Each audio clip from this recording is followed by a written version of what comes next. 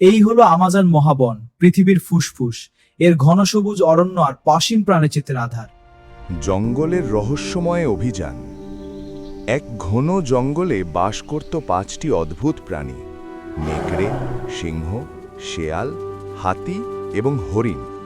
তারা সবাই ছিল ভিন্ন ভিন্ন স্বভাবের, কিন্তু জঙ্গলের গভীর। আমাদের বনের পরিস্থিতি নিয়ে কিছু কথা বলার আছে। সিংহ ছিল দিন দিন এটা জঙ্গলের পরিবর্তন রাজা, হচ্ছে। সাহসী এবং শক্তিশালী, কিন্তু কখনো কখনো অহংকারী।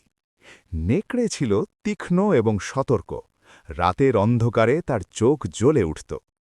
শেয়াল ছিল চালাক এবং ধূর্ত, সবসময় নতুন ফন্দি খুঁজত।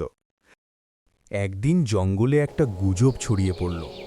জঙ্গলের মাঝখানে একটা প্রাচীন গুহা আছে, যেখানে লুকিয়ে আছে একটা জাদুকরী ফল। যেই ফল খাবে সে অমর হয়ে যাবে। কিন্তু গুহায় পৌঁছনো সহজ নয়। পথে আছে নদী, পাহাড় এবং ভয়ঙ্কর ফাঁদ। সিংহ গর্জন করে বলল, আমি রাজা, আমি একাই যাব এবং ফলটা নিয়ে আসব। নেকড়ে দাঁত বের করে বলল, আমার নাক এবং চোখ সবচেয়ে তীক্ষ্ণ, আমি তোমার সাথে যাব, না হলে তুমি পথ হারাবে। শিয়াল হাসতে হাসতে বলল, তোমরা শক্তি আর সাহসের কথা বলছ, কিন্তু বুদ্ধি ছাড়া কিছু হবে না। আমি ফাঁদগুলো এড়িয়ে যাওয়ার উপায় জানি। খরগোশ খুব ভালো কথা বলত। একসাথে থাকলে আমরা শক্তিশালী। তুমি ঠিক বলেছ খরগোশ। হাতি গম্ভীরভাবে বলল, আমার শক্তি দিয়ে পাহাড় সরাতে পারি। তারা 6 জন অভিযান শুরু করল। প্রথমে নদী এলো। সিংহ এবং নেকড়ে সাঁতরাতে চাইল, কিন্তু শেয়াল একটা লুকোনো পথ দেখিয়ে দিল।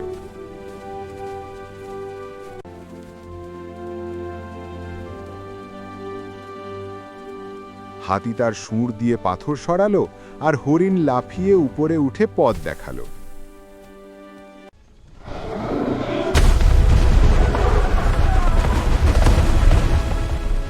অবশেষে গুহায় পৌঁছে তারা দেখল, ফলটা আসলে একটা সাধারণ ফল নয়। এটা ছিল জঙ্গলের হৃদয়, যা শুধু একতায় খোলে। ফলটা খুলে গেল, আর ভিতর থেকে বের হলো একটা উজ্জ্বল আলো, যা জঙ্গলকে আরও সবুজ করে দিল। সিংহ বলল, আমি বুঝলাম, রাজত্ব একার নয়, সবার। নেকড়ে বলল, সাহস একা যথেষ্ট নয়, বন্ধুত্ব দরকার। শেয়াল বলল, ধূর্ততা সবার উপকারে লাগাতে হয়। হরিণ বলল, দ্রুততা শুধু পালানোর জন্য নয়, সাহেবদের জন্য। হাতি হাসল, একতা সবচেয়ে বড় জাদু। সেদিন থেকে